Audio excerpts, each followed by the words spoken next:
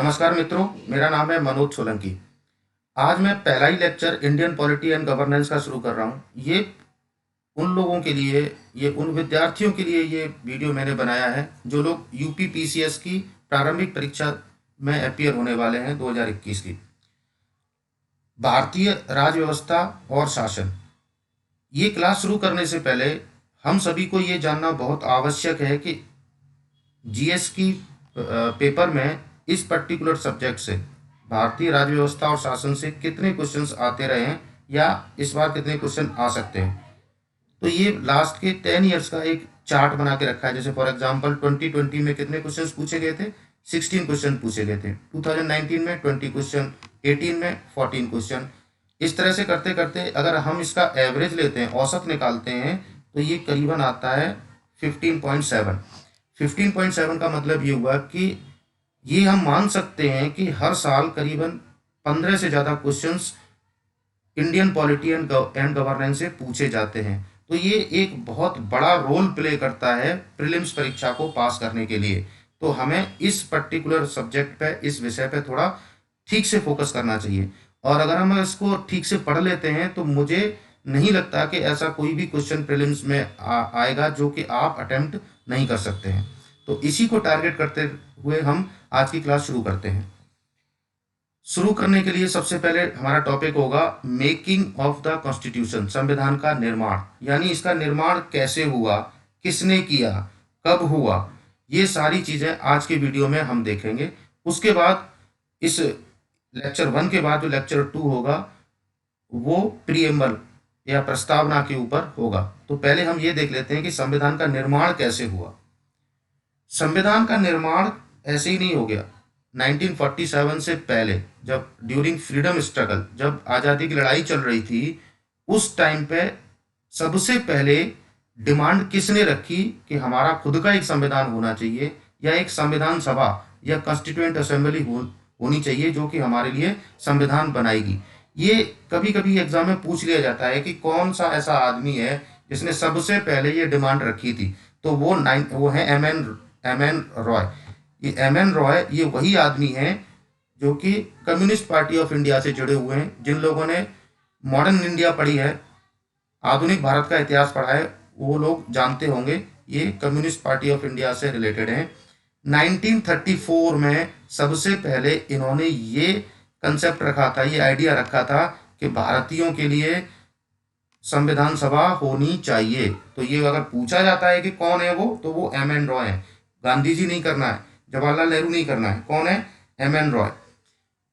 इसके एक साल बाद 1935 में भारतीय राष्ट्रीय कांग्रेस, इंडियन नेशनल कांग्रेस ने पहली बार आधिकारिक रूप से यानी ऑफिशियली ये डिमांड उठाई कि हमारे लिए भी एक संविधान सभा होनी चाहिए, भारत के लिए संविधान सभा होनी चाहिए जो कि भारत के लिए संविधान बनाएगी। तो अगर ये क्वेश्चन पूछा जाता है कि कांग्रेस ने पहली बार कब ये डिमांड उठाई, तो वो है 1935।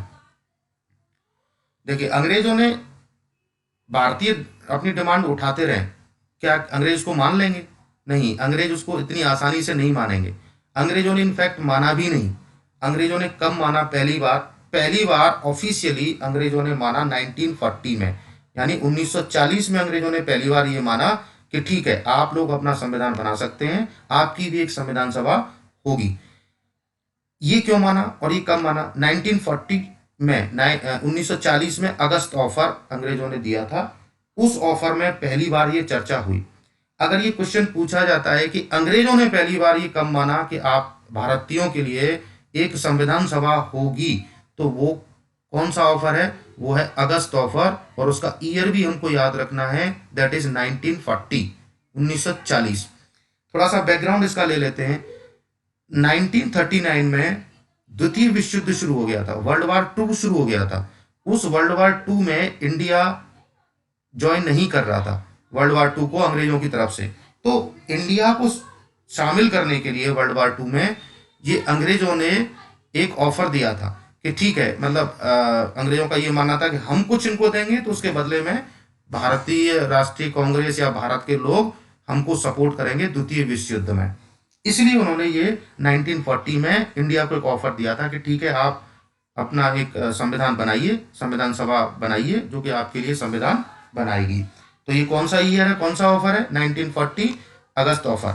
अब दूसरा, इसके बाद जो भी ऑफर है करीबन करीबन सब में ही अंग्रेजों ने माना, लेकिन जो तीन मेन है जिसमें एक्सप्लिसिटली ये माना है अंग्रेजों ने कि यस संविधान सभा होगी, तो वो तीन ऐसे ऑफर हैं या मिशन है। तो पहला है अगस्त ऑफर 1940, दूसरा है क्रिप्स मिशन 1942 और तीसरा है कैबिनेट मिशन प्लान 1946। ये तीन इंपॉर्टेंट हमको मिशंस या ऑफर्स याद रखने हैं जिनमें कि संविधान सभा का कंसेप्ट अंग्रेजों ने एक्सेप्ट किया था। ठीक, तो अब क्या है कि जो एक्चुअली संविधान सभा बनी, जिसने हमारे लिए संविधान बनाया, वो किस मिशन के ऊपर बेस्ड है, वो किस उसका ब्लूप्रिंट कौन से मिशन में था। तो कैबिनेट मिशन वो मिशन है जिसके ऊपर हमारी संविधान सभा एक्चुअली बनी थी। तो अगर ये क्वेश्चन पूछा जाता है कि कौन से मिशन के तहत हमारी संविधान सभा बनाई गई थी, तो वो है कैबिनेट मिशन प्लान 1946। ठीक, आगे चलते हैं। अगर इसके ऊपर कैबिनेट मिशन के ऊपर अगर संविधान सभा बनी थी, इसमें ब्लूप्रिंट था, तो थोड़ा सा एक लाइन और इसके बारे में जान लेते हैं। क्या अंग्रेजों ने, देखिए आज़ादी मिलने वाली है 1947 में और हम कहाँ हैं अभी 1946 में। कैबिनेट मिशन, तो कैबिनेट मिशन में जो उसका ब्लूप्रिंट था, जो उसमें मेन मेन बातें थी, उसमें से सबसे इंपॉर्टेंट बात ये थी कि इस मिशन ने टू नेशन थ्योरी यानी कि दो राष्ट्रों के सिद्धांत को खारिज कर दिया था। इसने एक्सेप्टेंस नहीं दी थी कि भारत का विभाजन होना चाहिए, भारत और पाकिस्तान दो राष्ट्र बनने चाहिए, ऐसी थ्योरी को इसने रिजेक्ट किया था। बहुत कंफ्यूजन होता है कि अंग्रेज भी कभी ऐसा बोल सकते हैं क्या कि भारत का विभाजन नहीं होना चाहिए या नहीं होगा। तो हमें याद रखना है कि कैबिनेट मिशन प्लान में था ऐसा कि भारत का विभाजन नहीं होगा, टू नेशन थ्योरी को उन्होंने रिजेक्ट किया था।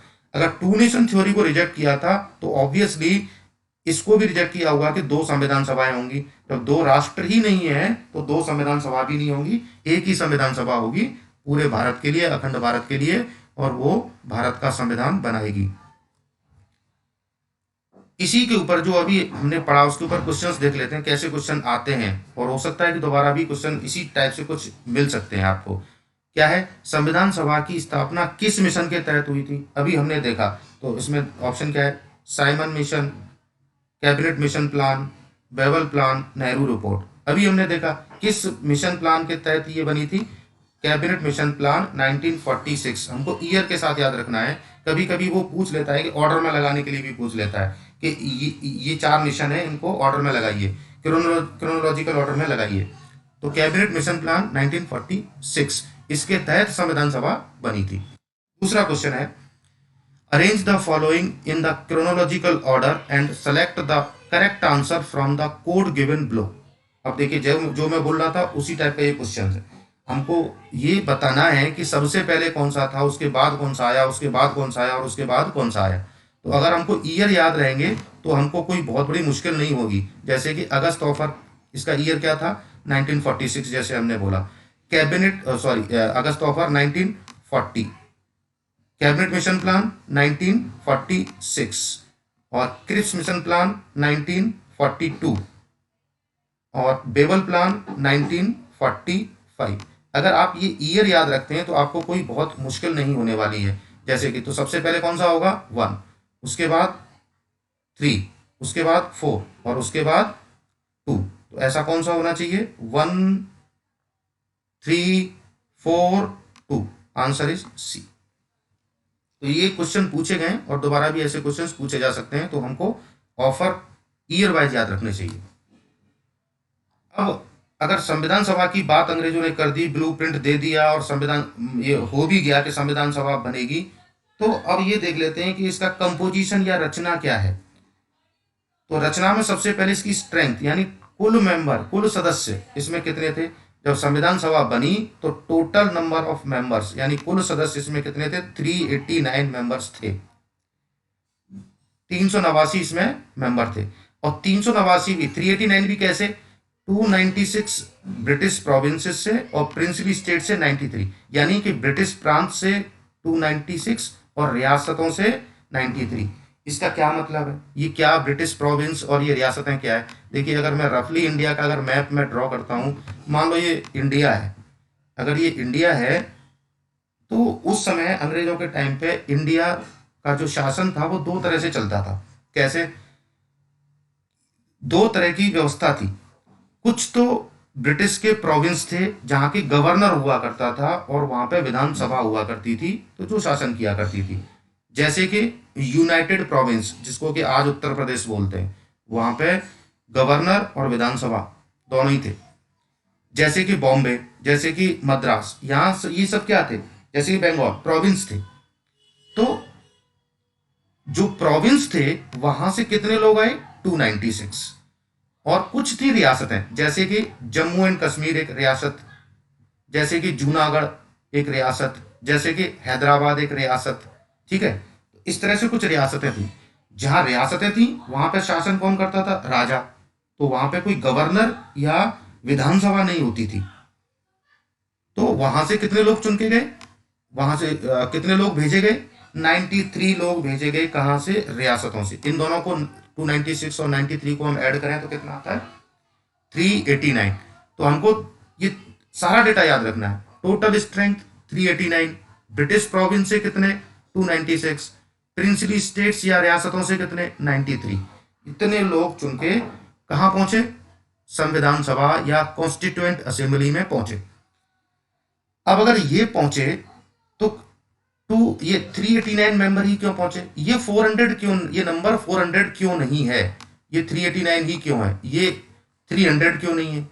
तो 389 का कोई तो क्राइटेरिया होगा जिसके बेसिस पे ये डिसाइड किया गया होगा कि 389 मेंबर्स ही होंगे। तो उसका सिंपल सा लॉजिक ये है, उसका सिंपल सा एक फॉर्मूला ये है कि उस समय 389 इसलिए था कि सीटों का जो अलॉटमेंट है कि कितनी सीट होंगी, वो इस बेसिस पे डिसाइड किया गया था कि पॉपुलेशन कितनी है।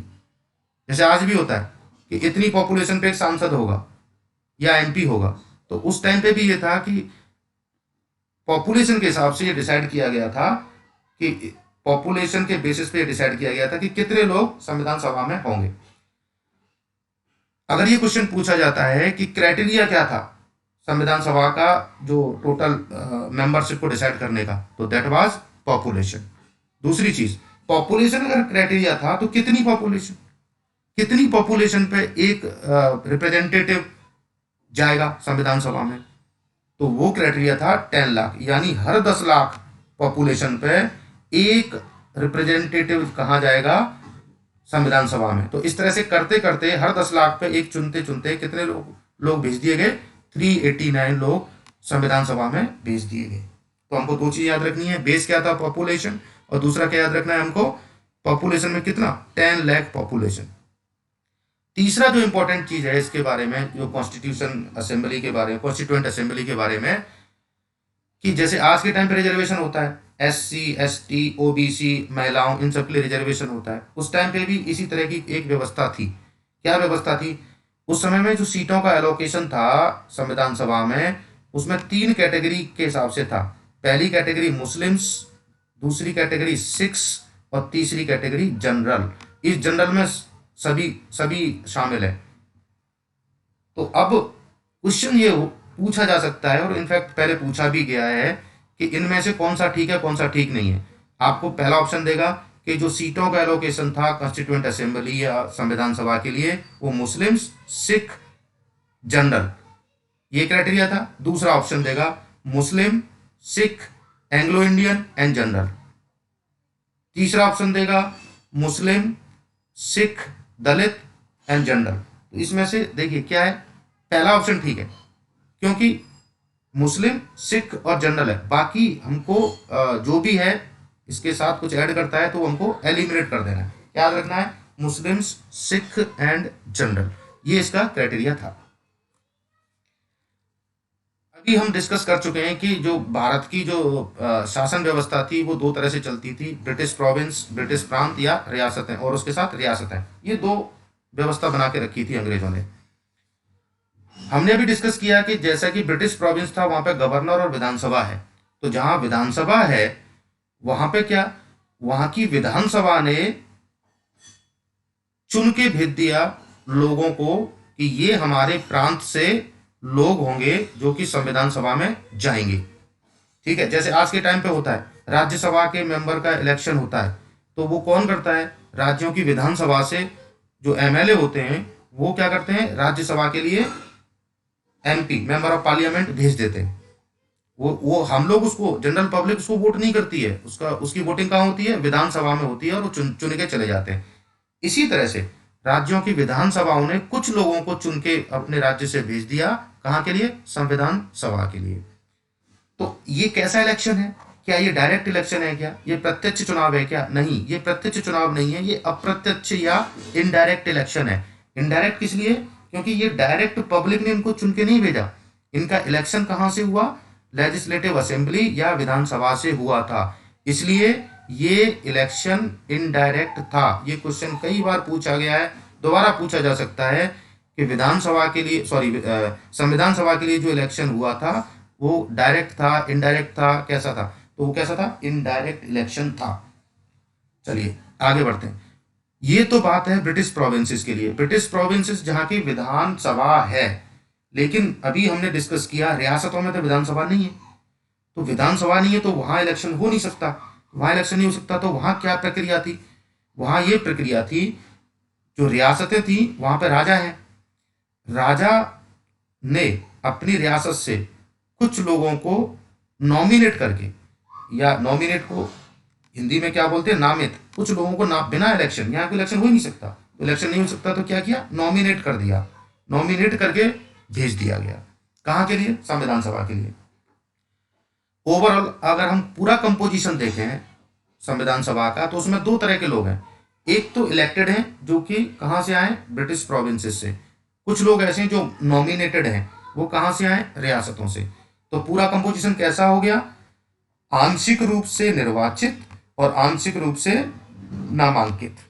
इंग्लिश में अगर कहें तो partly elected and partly nominated. ये क्वेश्चन पूछा जा सकता है कि संविधान सभा कॉन्स्टिट्यूएंट असेंबली कैसी है? Partly elected and partly nominated. ठीक, उस समय जितने भी फ्रीडम फाइटर्स थे, जितने भी प्रोमिनेंट लीडर्स थे, सब के सब लोग इसके मेंबर थे, कॉन्स्टिट्यूएंट असेंबली के मेंबर थे। वो चुन के आ गए थे या नॉमिनेट होके आ गए थे, एक्सेप्ट टू पीपल, दो लोगों को छोड़ के, महात्मा गांधी एंड जिन्ना। ये दोनों लोग इस कॉन्स्टिट्यूएंट असेंबली के मेंबर नहीं थे। महात्मा गांधी और जिन्ना दोनों लोग कॉन्स्टिट्यूएंट असेंबली के मेंबर नहीं थे। न तो इन्होंने कोई इलेक्शन लड़ा और न किसी प्रिंसली स्टेट से ये नॉमिनेट होके आए थे। संविधान बनाने की प्रक्रिया में ये दो लोग शामिल नहीं थे। अब देखिए संविधान सभा बन गई, हमने देख लिया कैसे इलेक्शन हुआ, क्या हुआ। अब ये काम कैसे करेगी, इसने काम कैसे किया, अगर हमें ये देखना है तो ये अब हम ये देखेंगे। संविधान सभा का कार्य करना, वर्किंग ऑफ कॉन्स्टिट्यूएंट असेंबली।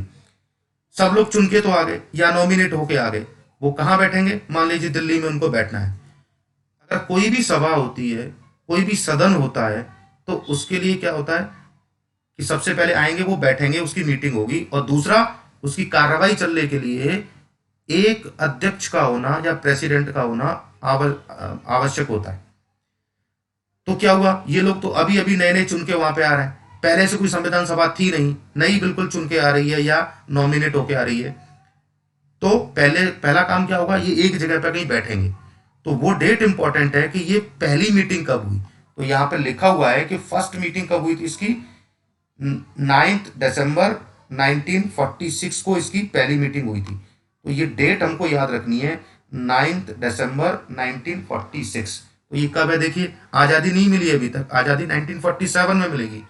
ये 9 दिसंबर 1946 को इसकी पहली मीटिंग हुई थी। ये पूछा जाता है ये क्वेश्चन पूछा जाता है कि पहली मीटिंग संविधान सभा की कब हुई थी? 9 दिसंबर 1946। तो चलिए पहली मीटिंग तो हो गई। अब इंपॉर्टेंट ये है कि मीटिंग तो हो गई, सब लोग बैठे हैं, लेकिन कोई अध्यक्ष नहीं है, तो कामकाज कैसे होगा? तो उसके लिए क्या किया गया कि जो सबसे वयोवृद्ध आदमी, जो सबसे एजेड आदमी संविधान सभा के, डॉक्टर सच्चिदानंद सिन्हा, उनसे लोगों ने रिक्वेस्ट करी कि आप सबसे एजेड आदमी हैं, आप टेम्पोरेरी या प्रोटेम प्रेसिडेंट बन जाइए। कब तक के लिए? जब तक कि हम आपस में से किसी एक बंदे को, किसी एक आदमी को क्या नहीं बना लेते हैं, अपना परमानेंट अध्यक्ष नहीं बना लेते तब तक के लिए आप अध्यक्ष बन जाइए। तो पहली मीटिंग 9 दिसंबर 1946, doctor Sachchidananda Sinha was made protem और टेम्पोरेरी प्रेसिडेंट, यानी अस्थायी अध्यक्ष के रूप में डॉक्टर सच्चिदानंद सिन्हा को चुना गया। इतना सा काम हुआ बस पहली सिटिंग में, पहली मीटिंग में। अब बात आती है दूसरी मीटिंग, इसके जस्ट 2 दिन बाद, कौन सा, 11 दिसंबर 1946 सेकंड मीटिंग होती है।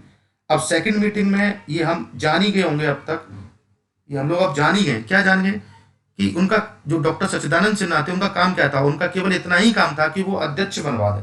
तो वही काम हुआ सेकंड मीटिंग में। क्या हुआ, doctor Rajendra Prasad and H C. Mukherjee were elected as president and vice president, यानी डॉक्टर राजेंद्र प्रसाद को संविधान सभा का परमानेंट अध्यक्ष चुन लिया गया और एच.सी. मुखर्जी को वाइस प्रेसिडेंट या उपाध्यक्ष चुन लिया गया।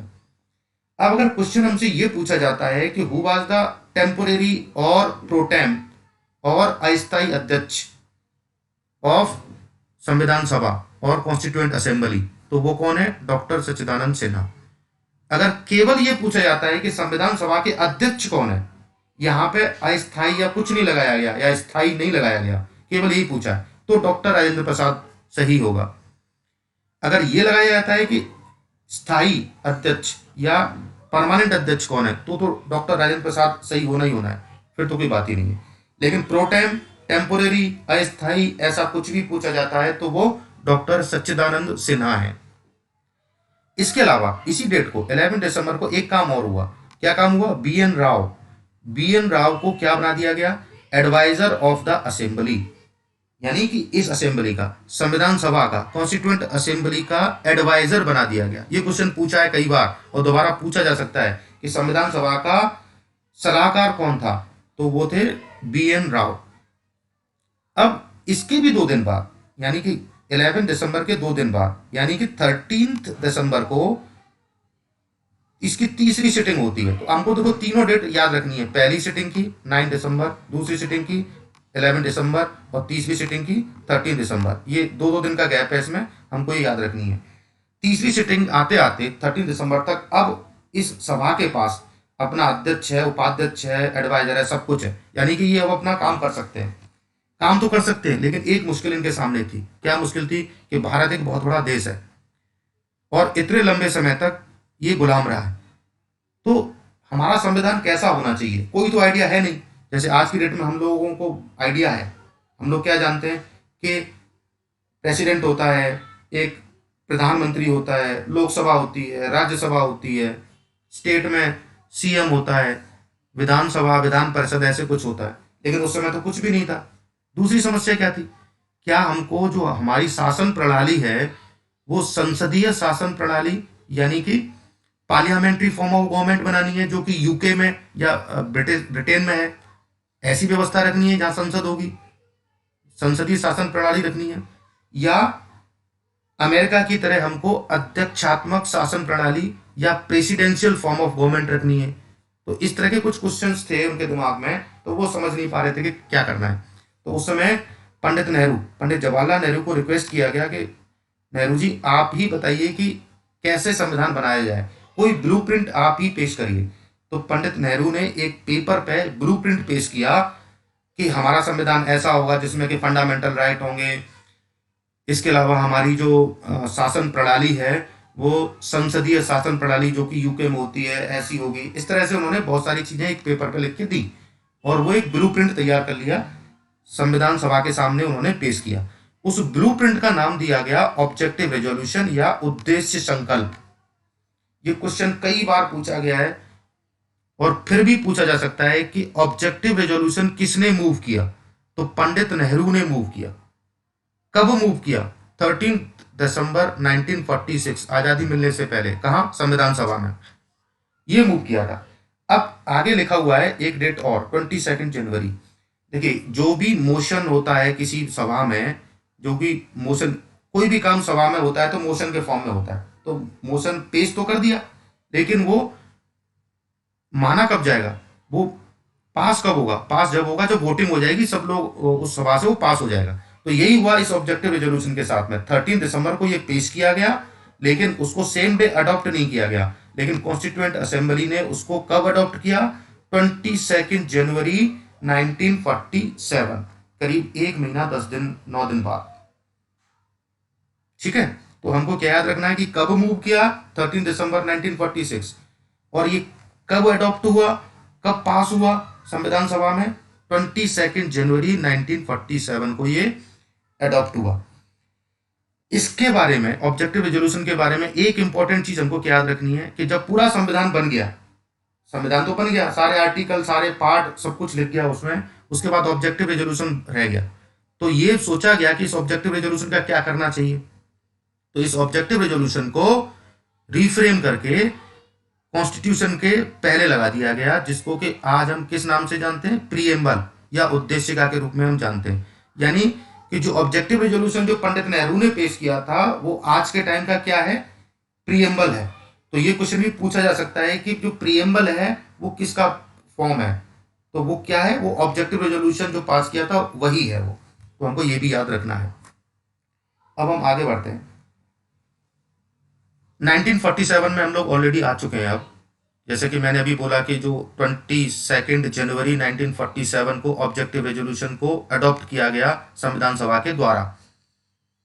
इसके बाद 1947 में द इंडियन इंडिपेंडेंस एक्ट, भारतीय स्वतंत्रता अधिनियम 1947 पास किया गया। ये कहाँ पास हुआ? ब्रिटेन की संसद में ये एक्ट पास हुआ कि भारत को आज़ादी देनी है। इसी के थ्रू हमें आज़ादी मिली, इसी एक्ट के थ्रू हमें आज़ादी मिली। तो इस एक्ट ने पहला काम तो यही किया कि हमें आज़ादी दे दी। और भी इसने 2-3 कुछ और काम किए थे। वो क्या क्या काम थे, इसमें क्या क्या और लिखा हुआ था, वो हमें देखना है, जो कि हमें संविधान सभा से रिलेटेड है, वो हमको देखना है क्या क्या थे। देखिए, संविधान सभा कब बनी है? 1946 में बनी है। उस समय शासन किसका है? अंग्रेजों का। तो ये अंग्रेजों के शासन काल में बनी है। तो अंग्रेज कभी भी इसको डिसॉल्व कर सकते हैं, है ना, संविधान सभा को। लेकिन जब अंग्रेज छोड़ के जा रहे हैं तो क्या है? तो इस एक्ट ने क्या किया कि संविधान सभा को संप्रभु निकाय या सोवरेन बॉडी बना दिया गया। इसका मतलब ये हुआ कि इसको डिसॉल्व नहीं किया जा सकता। दूसरा मतलब सोवरेन का क्या होता है? सोवरेन का मतलब ये होता है कि ये जो भी डिसीजन इस बॉडी में, इस असेंबली में होगा, संविधान सभा में होगा, वो किसी से इन्फ्लुएंस्ड नहीं होगा। कोई इसके डिसीजंस को, इसके निर्णय को प्रभावित नहीं कर सकता। कोई इसको फोर्स नहीं कर सकता कि जैसे कि अंग्रेज ने ये फोर्स नहीं कर सकते कि नहीं नहीं आप ऐसा ही संविधान बनाइए, आप ये क्लॉज ही डालिए, आप ये आर्टिकल डालिए, ऐसा कुछ नहीं कर सकते। यानी ये जो डिसीजन लेगी वो खुद अपनी मर्जी से लेगी और किसी दबाव में आके नहीं लेगी। दूसरा, इसको कोई डिसॉल्व नहीं कर सकता, अंग्रेज या उनकी संसद इसको डिसॉल्व नहीं कर सकते। ये डिसॉल्व कब होगी? जब ये खुद चाहेगी। तो ये इसको सोवरेन बॉडी बना दिया गया। अब ये पूछा जा सकता है कि सोवरेन बॉडी डिक्लेयर किया था कौन से एक्ट ने? क्या अंग्रेजों ने किया था? यस, अंग्रेजों ने किया था। कौन से में? द इंडियन इंडिपेंडेंस एक्ट 1947 ने इसको डिक्लेयर किया था। दूसरा काम क्या किया गया?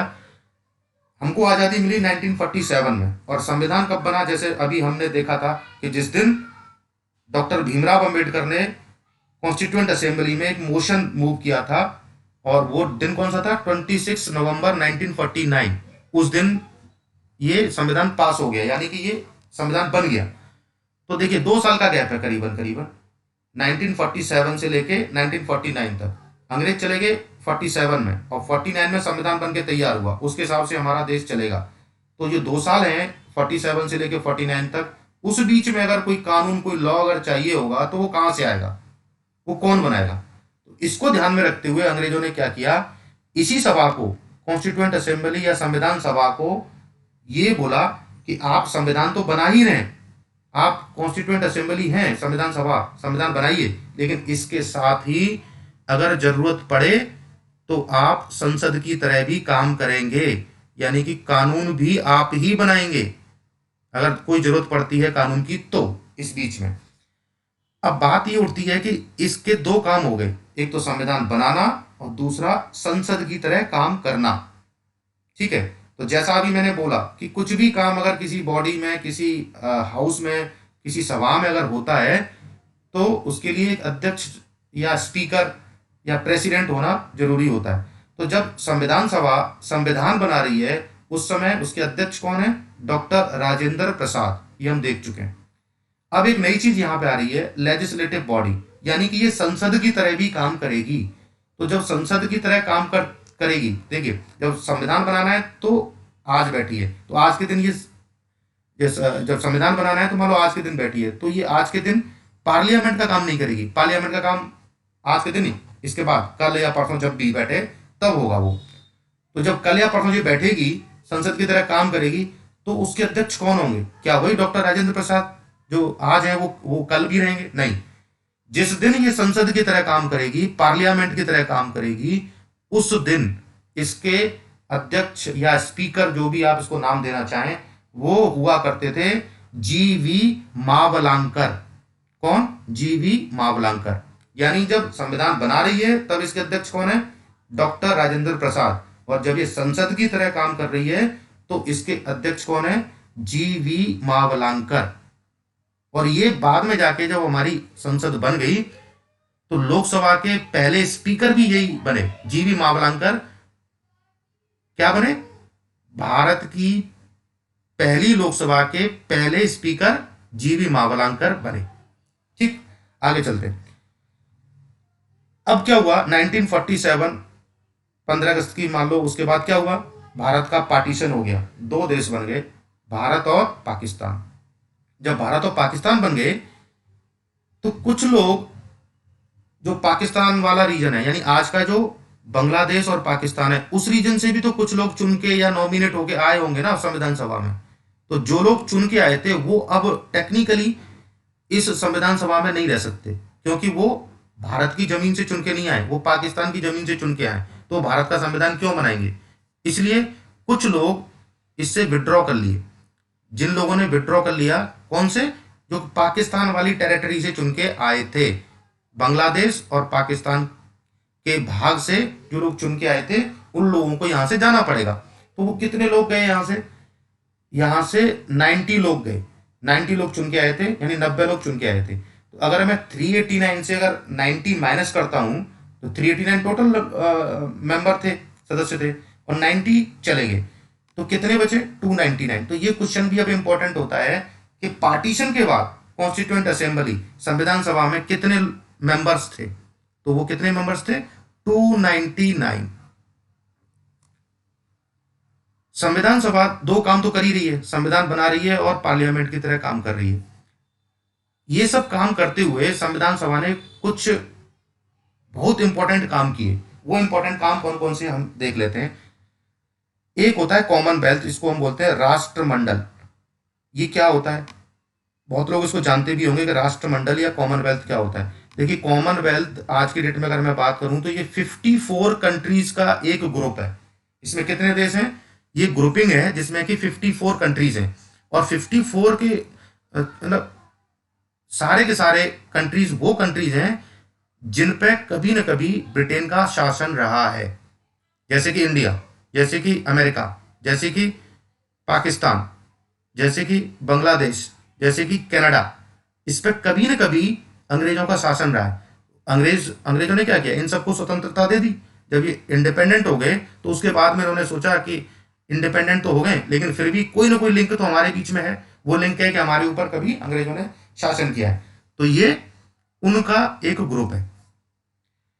तो इसमें इंडिया मेंबर होगा कि नहीं होगा, इसका अपनी चॉइस की बात थी उस समय। तो चॉइस की बात थी, तो संविधान सभा ने क्या किया कि ये बोला कि यस, हम इसके मेंबर होंगे।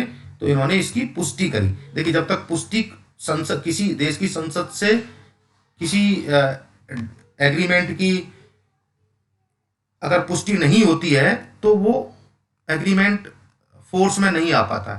तो इसलिए इसकी पुष्टि करी गई। कब कब हुआ ये? मई 1949 में ऐसा किया गया। तो दो चीजें हमको याद रखनी है इसमें। क्या? कि कॉमनवेल्थ या राष्ट्रमंडल की सदस्यता भारत ने कब ग्रहण करी? तो मई 1949। और दूसरा हमको ये याद रखना है, सदस्यता किसने रेटिफाई करी, पुष्टि किसने करी? संविधान सभा ने, भारत की संसद ने, भारत के राष्ट्रपति ने, भारत के प्रधानमंत्री ने, या गवर्नर जनरल ने, या वाइस रॉय ने। ऐसा कुछ भी पूछा जाता है तो वो क्या है? कॉन्स्टिट्यूएंट असेंबली, उसने रेटिफाई किया था। इसके बाद दूसरा इंपॉर्टेंट काम इन्होंने क्या किया ये हमको याद रखना है, भारत का तिरंगा झंडा, नेशनल फ्लैग, ये भी संविधान सभा ने अडॉप्ट किया था, इसको अपनाया गया था। वो कब है, वो डेट हमको याद रखनी है, 22 जुलाई 1947। ये आजादी हमको कब मिलेगी, अगस्त में, तो उससे कुछ 20-22 दिन पहले, ठीक है, संविधान सभा ने, क्योंकि झंडा तो फहराना था ना 15 अगस्त के दिन, तो उससे पहले ही संविधान सभा ने 22 जुलाई 1947 को इसको अडॉप्ट कर लिया।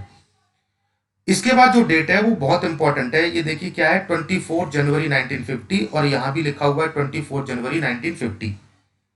यहां पे इस डेट को 3 बहुत इंपॉर्टेंट काम हुए। क्या इंपॉर्टेंट काम हुआ है, पहला काम तो ये हुआ है कि राष्ट्रगीत, और दूसरा काम हुआ राष्ट्रगान, इसको भी संविधान सभा ने अडॉप्ट कर लिया। अगर ये आपसे पूछा जाता है कि राष्ट्रगीत राष्ट्रगान किसने अडॉप्ट किया, तो कॉन्स्टिट्यूएंट असेंबली ने, और दूसरा कब किया, तो 24 जनवरी 1950।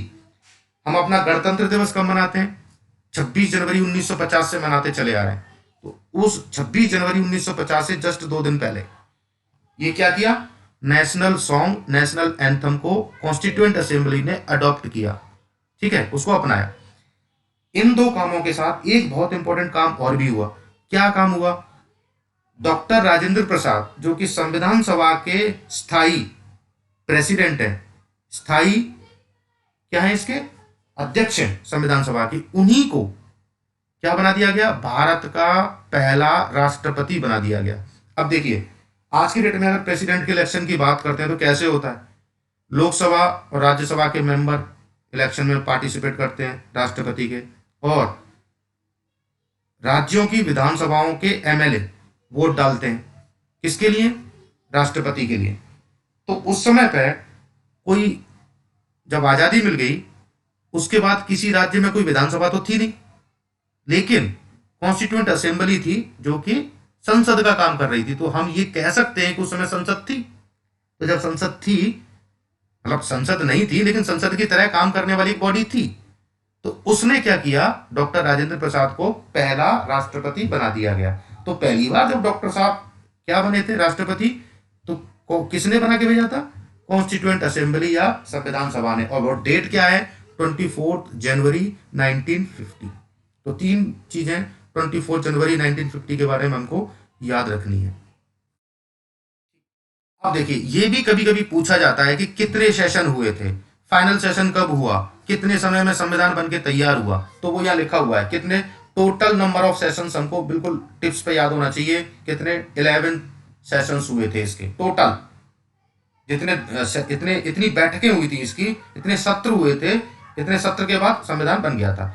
और इन सत्रों के लिए कितना टाइम, जैसे आज की डेट में आप देखते होंगे लोकसभा, ये संसद के सत्र चलते हैं ना, ये शीतकालीन सत्र चलता है, तो कोई एक दिन तो नहीं चलता, काफी दिन चलता है। तो ऐसे ही 11 सत्र चले, लेकिन 11 सत्र कितने दिन तक चले, वो कितने, 2 साल 11 महीने 18 दिन, यानी इतने दिन हमको संविधान बनाने में लगे, 2 साल 11 महीने 18 दिन, 2 years 11 months and 18 days। एक और इंपॉर्टेंट क्वेश्चन यहां से पूछा जा सकता है कि फाइनल सेशन, अंतिम सत्र कब स्टार्ट हुआ, तो वो है 24 जनवरी 1950। ये क्या है, अगेन वही डेट आ गई जो कि अभी हम थोड़ी देर पहले इस स्लाइड में डिस्कस कर रहे थे कि यहाँ 3 काम बहुत इंपॉर्टेंट हुए हैं। चौथा काम इसमें ऐड कर सकते हैं कि इस दिन फाइनल सेशन भी हुआ था 24 जनवरी 1950 को। जो संविधान सभा जब संविधान बना रही थी, तो वो जो अपना काम काज है वो समितियों के थ्रू करती थी। उसमें बहुत सारी समिति बनी थी, और बहुत सारी का मतलब कितनी, टोटल कुल जो समितियों की संख्या थी वो थी 22, 22 समितियां थी जिनके थ्रू ये काम करती थी। पूछा जा सकता है कितनी समितियां थी, 22। यहाँ पे इस टेबल में मैंने कुछ इंपॉर्टेंट समितिज को या कमिटीज को दिखाया है, along with the president of respective committee. समिति और उसके सामने उसका अध्यक्ष कौन है, ये भी पूछा जाता है, और मैंने यहाँ लिखा हुआ है कुछ इंपॉर्टेंट कमिटीज के नाम और उनके अध्यक्ष।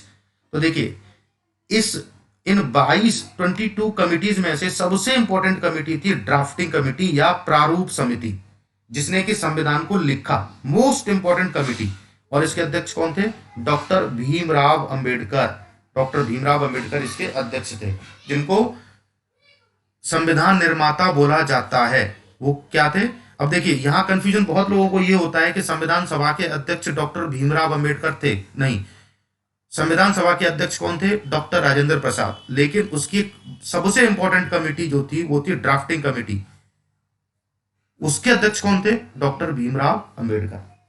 इसके बाद देखिए union power committee, union constitution committee, states committee, इनके अध्यक्ष कौन थे? जवाहरलाल नेहरू। ये पूछा जाता है, हमको याद रखना है। Provincial constitution committee and committee on fundamental rights, ये कौन थे? सरदार वल्लभ भाई पटेल। इसके बाद committee for negotiation with states. बहुत लोगों को कंफ्यूजन ये होता है कि जो स्टेट्स के साथ या रियासतों के साथ तो सरदार वल्लभ भाई पटेल नेगोशिएट कर रहे थे, बातचीत कर रहे थे राज्यों के साथ में, जो रियासतों के साथ में, तो इसके अध्यक्ष सरदार वल्लभ भाई पटेल होंगे। नहीं, वो कंसेप्ट अलग है। जो सरदार वल्लभ भाई पटेल नेगोशिएट कर रहे थे, ये जो कमिटी थी इसके अध्यक्ष कौन थे? Doctor Rajendra Prasad. Rules of procedure committee, steering committee, इन सब के अध्यक्ष कौन थे? डॉक्टर राजेंद्र प्रसाद। तो ये कुछ इंपॉर्टेंट कमिटीज थी जो कि संविधान सभा की थी। अब क्योंकि हमने बात करी है कि जो सबसे इंपॉर्टेंट कमेटी है वो थी, जो है वो है ड्राफ्टिंग कमेटी, यानी प्रारूप समिति। तो उसके बारे में कई बार क्वेश्चन पूछा गया है, फिर दोबारा पूछा जा सकता है, तो उसको थोड़ा एलॉबरेटली हम पढ़ लेते हैं। प्रारूप समिति कब अपॉइंट हुई थी ये पूछा जाता है, ये कब बनी थी इनफैक्ट ये पूछा जाता है। तो देखिए संविधान सभा कब बनी थी, पहली सिटिंग कब हुई थी? 1946 में, हम अभी पढ़ चुके हैं, आजादी से पहले। लेकिन उसकी जो ये सबसे इंपॉर्टेंट कमेटी प्रारूप समिति, वो कब बन रही है? 29 अगस्त 1947, आजादी मिलने के बाद। कब है? 29 अगस्त 1947 को ड्राफ्टिंग कमेटी प्रारूप समिति बनी थी। कितने मेंबर थे ये भी पूछ लिया जाता है। टोटल नंबर ऑफ मेंबर्स 7 थे, इंक्लूडिंग प्रेसिडेंट, यानी इसके प्रेसिडेंट कौन थे? डॉक्टर भीमराव अंबेडकर समेत इसमें 7 लोग थे। उनके नाम भी कभी कभी पूछ लिए जाते हैं। तो देखिए सबसे पहला नाम तो डॉक्टर भीमराव अंबेडकर का ही होगा, वो अध्यक्ष है। Alladi Krishna Swami Ayyar, N Gopal Swami, K M Munshi, Mohammed Saadulla, B L Mitter and D P Khaitan, ये इसके मेंबर थे। तो हमको ये मेंबर्स याद रखने, ठीक। 7 member including president doctor Bhimrao Ambedkar, 7 member. इसके बारे में थोड़ा और हम अगर जानना चाहें तो ये जान सकते हैं कि देखिए ये कब बन रही है। अभी आपने देखा कि अगस्त में बन रही है, बिल्कुल लास्ट में। तो अगस्त तो निकल ही गया, तो उसके बाद में कितने महीने बचते हैं? 3-4 महीने ये बचते हैं, 3-4 महीने ये। और फरवरी में ही इन्होंने पहला ड्राफ्ट, पहला प्रारूप तैयार कर भी दिया। बहुत जल्दी इन्होंने लिख दिया पूरा संविधान लिख दिया इन्होंने। कब? फरवरी 1948 में पहला प्रारूप। और वो सामने कॉन्स्टिट्यूएंट असेंबली के सामने पेश भी कर दिया। उसमें कुछ गलतियां रही होंगी, कुछ सजेशंस आए होंगे कि ऐसा करना है वैसा करना है। तो सेकंड ड्राफ्ट इन्होंने अक्टूबर में, उसी साल 1948 में। तो पूछा जा सकता है कि फर्स्ट ड्राफ्ट कब तैयार हुआ, सेकंड ड्राफ्ट कब तैयार हुआ। और जो सेकंड ड्राफ्ट तैयार हुआ वो फाइनल ड्राफ्ट था, उसमें ड्राफ्ट के रूप में उसमें कोई संशोधन नहीं था। और टोटल ऐसा करते करते इसको कितने दिन बैठी? 141 डेज ये बैठी। कौन? संविधान सभा नहीं, ये कौन है? प्रारूप समिति। 141 डेज ये बैठी। अब जब ड्राफ्ट तैयार हो गया, सब कुछ लिख के तैयार हो गया, अब उस पर डिस्कशन होना है। तो पहला यानी रीडिंग होनी है, फर्स्ट रीडिंग या पहला पठन, ये कब हुआ? ये नवंबर में। अक्टूबर में तो देखो ड्राफ्ट ही तैयार हुआ है। अक्टूबर के बाद हम कहां अब आ रहे हैं? नवंबर में, अगले महीने, उसी साल 1948 में। क्या हुआ? General discussion. बस मोटा मोटा पढ़ लिया कि हाँ ये ठीक है, अच्छा इसमें इतने आर्टिकल हैं, इतने ड्राफ्ट हैं, चलो ठीक है। ये क्या हुआ? फर्स्ट रीडिंग, पहला पठन। ये जल्दी ही खत्म हो गया, 4 नवंबर से शुरू हुआ और कुछ दिन चल के ये खत्म हो गया। दूसरी रीडिंग, सेकंड रीडिंग या द्वितीय पठन, दूसरा पठन, ये कब स्टार्ट हुआ? 15 नवंबर से स्टार्ट हुआ। और इसमें क्या हुआ? क्या मोटा मोटा जनरल डिस्कशन नहीं करेंगे, अब क्लॉज बाई क्लॉज इसका डिस्कशन होगा, कंसिडरेशन होगा कि हर क्लॉज को पढ़ा जाएगा और उसको पास किया जाएगा कि हाँ ये हमको रखना है या नहीं रखना है। ये डिस्कशन कब हुआ, कब शुरू हुआ? 15 नवंबर 1948 सेकंड रीडिंग। थर्ड रीडिंग कब शुरू हुई?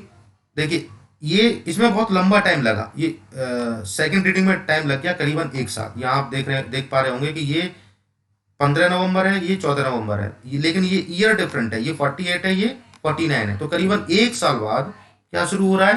थर्ड रीडिंग या तीसरा पठन, ये थोड़ा उल्टा हो गया, तीसरा पठन ये शुरू हो गया। कब? 14 नवंबर। और अभी हम थोड़ी देर पहले डिस्कस कर चुके हैं, ये शुरू हो गया तो इसमें ज़्यादा टाइम नहीं लगा, क्योंकि मोस्टली चीज़ें तो यहीं डिसाइड होगी सेकंड रीडिंग में ही। यहाँ बस एक जनरल फाइनल टच देना था, तो फाइनल टच ये बहुत जल्दी खत्म हो गया। और जैसा मैंने अभी थोड़ी देर पहले बोला था एक स्लाइड में कि 26 नवंबर तक ये पूरा भी हो गया। कब से स्टार्ट हुआ? 14 नवंबर से। 14 नवंबर से लेके 26 नवंबर तक उसी साल ये पूरा हो गया पूरा। तो 26 नवंबर को डॉक्टर भीमराव अंबेडकर ने मोशन लाए थे वो उसमें कॉन्स्टिट्यूंट असेंबली में, और पास भी हो गया। तो उसी दिन को ये माना जाता है कि हमारा संविधान बनके तैयार हो गया। और वो डेट क्या है? कभी अगर ये क्वेश्चन पूछ लिया जाए कि हमारा संविधान कब बनके तैयार हुआ, तो 26 नवंबर 1949। ठीक है, तो ये जो डेट मेंशन्ड है प्रीएम्बल में हमारे संविधान में कि कब लागू हुआ, अडॉप्टेड एनेक्टेड कब हुआ, 26 नवंबर 1949। ठीक है, अब हम थोड़ी देर पहले ये देख चुके हैं कि हमारी संविधान सभा में कितने मेंबर थे? 299 मेंबर रह गए थे आजादी मिलने के बाद, 299। लेकिन जिस दिन ये मोशन पास हुआ 26 नवंबर को, उस दिन 15 लोग छुट्टी पे थे। 15 लोग छुट्टी पे थे, तो कितने लोग आए? 284। यानी 15 लोग हो सकता है कि अपने बच्चे की पीटीएम में गए होंगे, कुछ लोगों की मम्मी या पापा बीमार होंगे तो हो सकता है डॉक्टर के पास ले गए हों, तो इसलिए 15 लोग नहीं आए थे। तो उस दिन कितने लोग मौजूद थे सदन में? 284। और उन्हीं लोगों ने संविधान पे साइन किया था। तो अगर आपसे ये क्वेश्चन पूछा जाता है कि कितने लोगों ने हस्ताक्षर किए थे उस दिन 26 नवंबर को, तो 284 मेंबर्स ने, कॉन्स्टिट्यूएंट असेंबली के 284 मेंबर्स ने साइन किया था। डॉक्टर भीम, अब अगर ये क्वेश्चन पूछा जाता है कि who is the father of constitution, तो फादर ऑफ कॉन्स्टिट्यूशन किसको बोला जाता है? संविधान के पिता के रूप में डॉक्टर भीमराव अंबेडकर को माना जाता है। इनको एक संज्ञा और दी गई है आधुनिक मनु की, मॉडर्न मनु। अगर ये क्वेश्चन भी पूछ लिया जाता है कि आधुनिक मनु कौन है, तो उसमें कई सारे ऑप्शन रहते हैं, जवाहरलाल नेहरू या आपके पटेल हो सकते हैं, ऐसे कुछ कई सारे नाम रहते हैं। तो उसमें से आपको मॉडर्न मनु के रूप में जो उनको जाना जाता है वो है डॉक्टर भीमराव अंबेडकर। ये बहुत ही लर्नेड, बहुत ही एजुकेटेड पर्सन थे, और इनका लॉजिक बहुत स्ट्रांग था। ये अपनी दूसरों से लॉजिक के थ्रू दूसरे लोगों से अपनी बात को मनवा लिया करते थे। तो ये बहुत ही बुद्धिमान उस टाइम के एक फिलोसफर राइटर थे जिन्होंने हमारा संविधान लिखा। कभी कभी ये क्वेश्चन पूछ लिया जाता है, और वैसे हम सबको मालूम भी है कि क्या हम 26 जनवरी को एवरी ईयर रिपब्लिक डे या गणतंत्र दिवस मनाते हैं। ठीक है, और ये कहा जाता है कि 26 जनवरी को हमारा संविधान लागू हुआ था।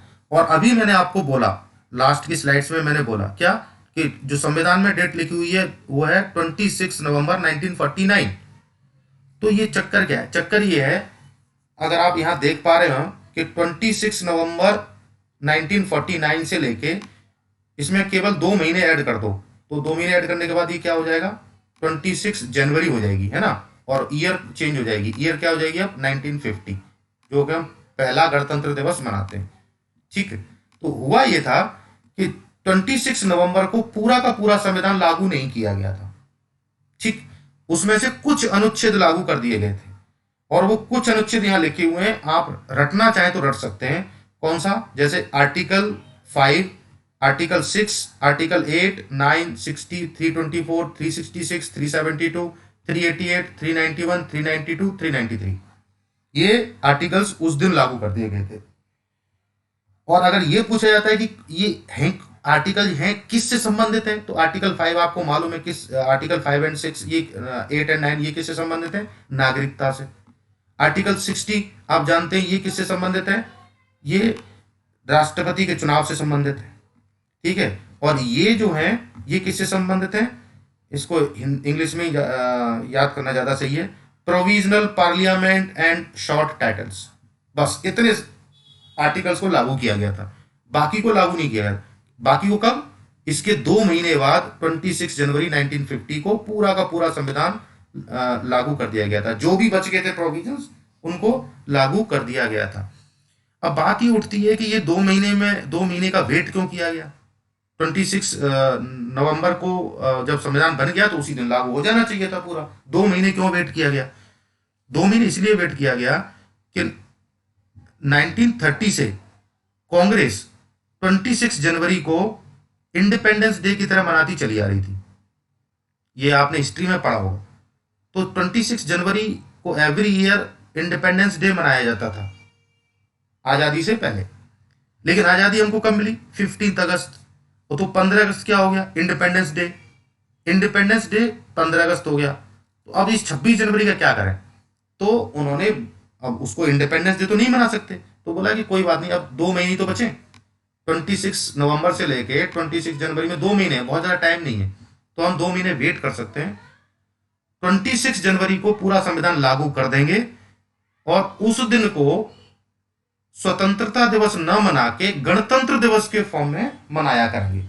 तो इसलिए गणतंत्र दिवस 26 जनवरी को मनाया जाता है। अब 3 डेट यहां पे होगी: 15 अगस्त इंडिपेंडेंस डे, 26 जनवरी रिपब्लिक डे या गणतंत्र दिवस, और तीसरा है 26 नवंबर। 26 नवंबर को हम क्या मनाते हैं? संविधान दिवस, कॉन्स्टिट्यूशन डे। कॉन्स्टिट्यूशन डे मनाया जाता है। अगर आपने पढ़ा भी होगा न्यूज़पेपर में, आपको याद भी होगा। तो ये 3 दिन की कहानी है: 15 अगस्त, 26 जनवरी और 26 नवंबर। जो संविधान बन के तैयार हुआ उस समय पे, उसमें 395 आर्टिकल्स थे, 8 शेड्यूल थे, ठीक है, एंड 22 पार्ट्स थे। तो हमको ये भी याद रखना है कि कितने आर्टिकल, कितने पार्ट और कितने शेड्यूल्स उसमें थे। जितना भी हमने ये पढ़ा, जितना भी डेटा इसमें हमने अभी देखा, उसके ऊपर कुछ क्वेश्चंस आए हुए क्वेश्चंस हैं, कुछ फ्रेम करे हुए क्वेश्चंस हैं, वो हम देख लेते हैं कि कैसे क्वेश्चन बनते हैं, बन सकते हैं, आ सकते हैं। तो देखिए, पहला ही क्वेश्चन है: किस दिन संविधान सभा ने डॉक्टर राजेंद्र प्रसाद को स्थायी अध्यक्ष चुना? On which day constituent assembly elected doctor Rajendra Prasad as its permanent president?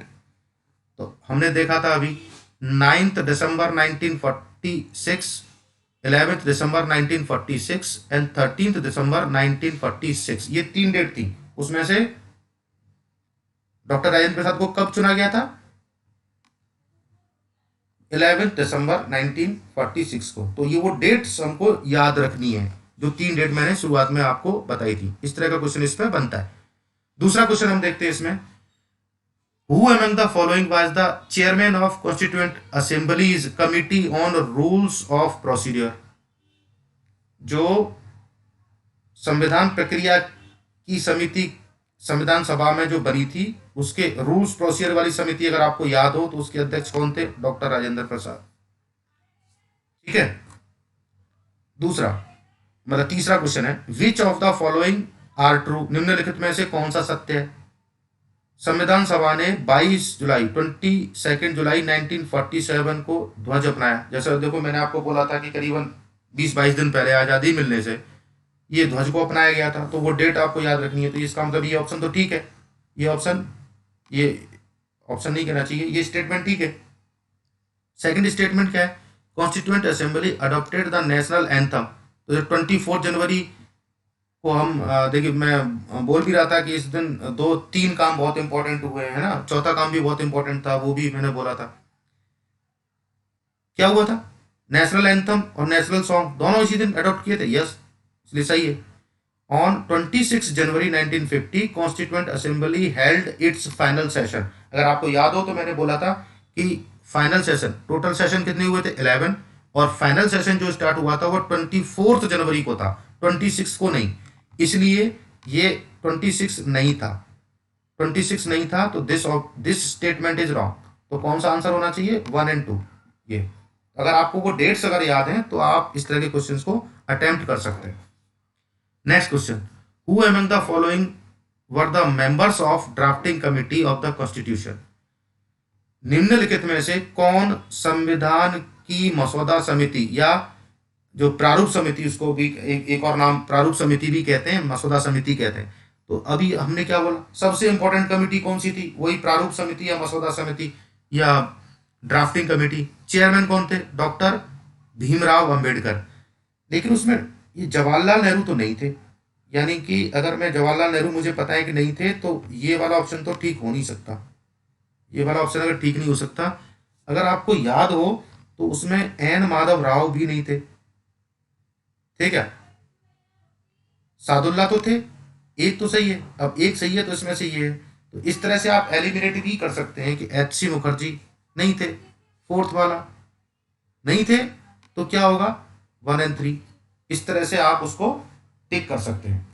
देखिए कभी कभी क्या होता है कि जो ये ड्राफ्टिंग कमेटी है उसमें दो लोग जो थे उनको रिप्लेस किया गया था, तो वो दो लोगों के नाम भी आपको याद रखने हैं, इसलिए आपको लग रहा होगा कि यहाँ पे कुछ कंफ्यूजन है। आप एक बार देख सकते हैं, और आप नहीं तो कमेंट बॉक्स में मुझे कमेंट करके बताइए, मैं आपको बता दूंगा कि कौन से दो लोग थे वो रिप्लेस करके आए थे, ठीक है। तो हमको टोटल 9 लोगों के नाम याद रखने होते हैं, किसमें, कॉन्स्टिट्यूंट ये ड्राफ्टिंग कमेटी के लिए। 7 लोग तो जो मैंने भी आपको लिख के दिए, 2 लोग वो थे जो रिप्लेस किए गए थे, ठीक है। ये था आज का लेक्चर। इसके बाद जो हम शुरू करेंगे वो प्रियम्बल से शुरू करेंगे, जिससे कि और इसको हम धीरे धीरे पूरा कोशिश करेंगे कि बहुत जल्दी ही ये खत्म हो जाए। ये क्वेश्चन और आंसर का सिलसिला भी साथ में चलेगा, पहले पढ़ाया जाएगा और उसके बाद उस टॉपिक में कैसे कैसे क्वेश्चन आए, कैसे कैसे क्वेश्चन बन सकते हैं, वो हम देखेंगे। आपको ये वीडियो देखने के लिए आपका बहुत बहुत धन्यवाद।